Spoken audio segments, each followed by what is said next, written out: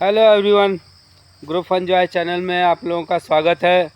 और जैसा कि आप जानते हैं, इस चैनल के वीडियो सेक्शन में मैं ब्लॉग्स और स्टोरी वगैरह लेके आता रहता हूं। तो उसी क्रम में फिर मैं आया हूं और फिर एक नई स्टोरी के साथ में मैं आया हूं और ये स्टोरी आपसे शेयर करना चाहूँगा। और स्टोरी शेयर करने से पहले कहूँगा कि अगर स्टोरी अच्छी लगे तो कमेंट करके हमको बताएं और इस चैनल से जुड़ें ताकि स्टोरी और ब्लॉग्स आने पे आपको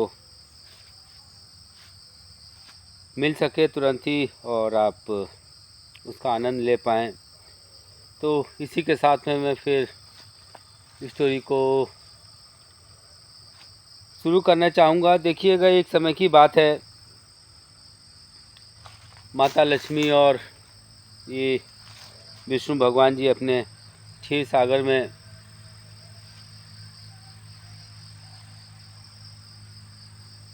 थे और माता लक्ष्मी उनके सेवा में लगी हुई थी।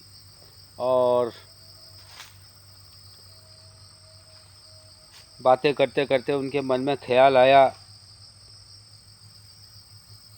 कि एक प्रश्न पूछूं, लेकिन वो संकोच कर रही थी,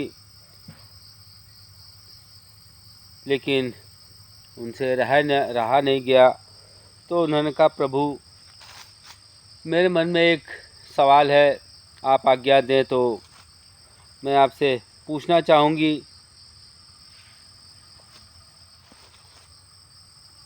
तो विष्णु भगवान जी ने कहा कि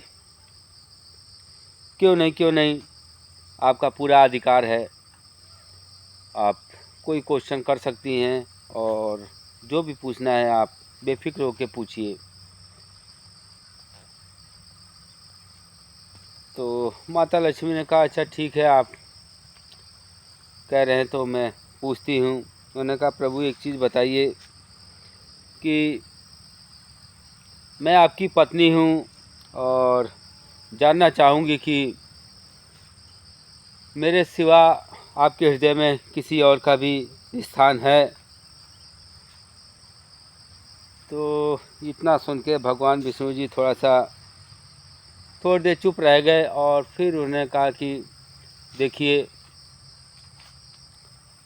मैं कहना चाहूँगा कि मेरे हृदय में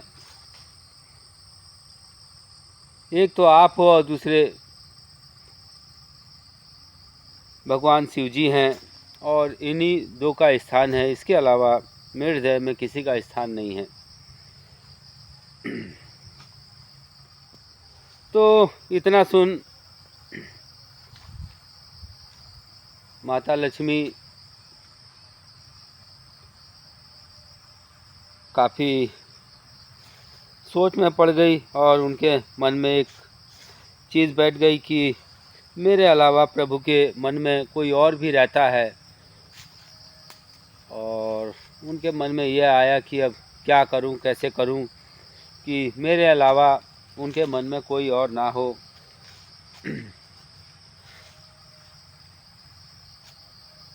ऐसा मन में विचार लेते हुए वो काफ़ी सोच विचार में रहने लगी और फिर उन्होंने भगवान से पूछा कि बताइए, आपके मन में केवल मैं ही रहूं तो इसके लिए मुझे क्या करना होगा। तो भगवान जी ने कहा कि देखो, इसमें तो मैं कुछ नहीं कर सकता, उनका वास है तो है, इसमें तो जो करेंगे भगवान शिव ही कर सकते हैं, मेरे हाथ में कुछ भी नहीं है। तो जब ये उन्होंने सोचा, माता लक्ष्मी जी ने, तो उनके मन में निश्चय आया कि चलो अब मैं शंकर भगवान जी से ही मिलती हूँ और उनसे ही मैं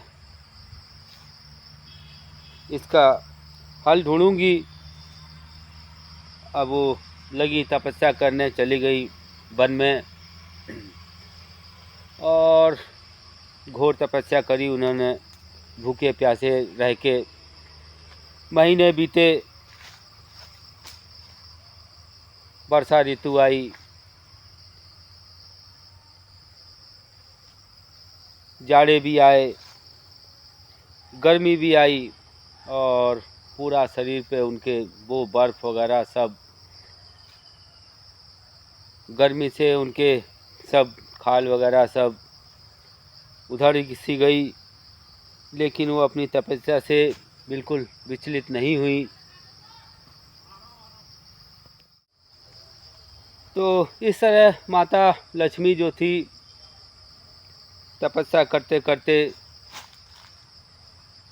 साल बीते, साल से बीतते बीतते कई युग बीत गए।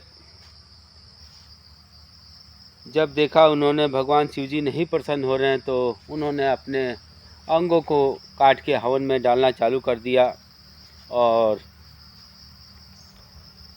जब वो अपने धीरे धीरे अंग सारे डालने लग गई उसमें, तब फिर भगवान शिव जी ने कहा कि भाई अब तो हमें चलना चाहिए। और वो गए फिर माता लक्ष्मी जी के पास, बोले कि बताइए, मैं आपकी इतनी घोर तपस्या से मैं प्रसन्न हूँ और क्या चाहिए आप मांगिए। तो माता लक्ष्मी ने कहा कि देखिए ऐसी ऐसी बात है, प्रभु के हृदय में मेरे सिवा आप भी बसते हैं, तो आप कुछ ऐसा करिए कि उनमें मैं ही बसूं। फिर भगवान शिव जी ने कहा अच्छा ठीक है, जैसा आप चाहती हो वैसा ही होगा। उनको मनचाहा वरदान दिया और उन्होंने कहा कि देखो, मैं तुम्हारी तपस्या से देवी बहुत प्रसन्न हूँ और आपकी इतनी घोर तपस्या का मैं फल देना चाहूँगा। फिर भगवान शिव जी ने प्रसन्न होके जो उनके द्वारा शरीर को हवन में डाला गया था, उसको उन्होंने कहा कि ये व्यर्थ नहीं जाएगा। और उनके आशीर्वाद से वो एक पेड़ में बदल गया और वो पेड़ कहलाया बेलपत्र का पेड़। तब शिवजी ने, माता ने पूछा ये क्या है, तो शिवजी ने बताया कि देखो ये बेलपत्र का पेड़ है और इसकी खासियत मैं बताना चाहूँगा कि देखो, आप तो देवी हैं, तो इतने साल आपने तपस्या कर ली, कोई साधारण मनुष्य इतनी तपस्या कहाँ कर पाएगा। और देवी आपके चलते ये इस पेड़ की उत्पत्ति हुई है, और जो भी इस पेड़ के पत्ते को मेरे शिवलिंग पे चढ़ाएगा, उसकी कई सालों की जो तपस्या है, केवल इस बेलपत्र को चढ़ाने से ही उसकी प्रार्थना मेरे तक पहुंच पाएगी। तो इस तरह बेल के पेड़ की उत्पत्ति हुई और ये बेलपत्र की कहानी थी। बेलपत्र में 3 पत्ते होते हैं और वो तीनों ही ब्रह्मा विष्णु महेश जी का रूप हैं।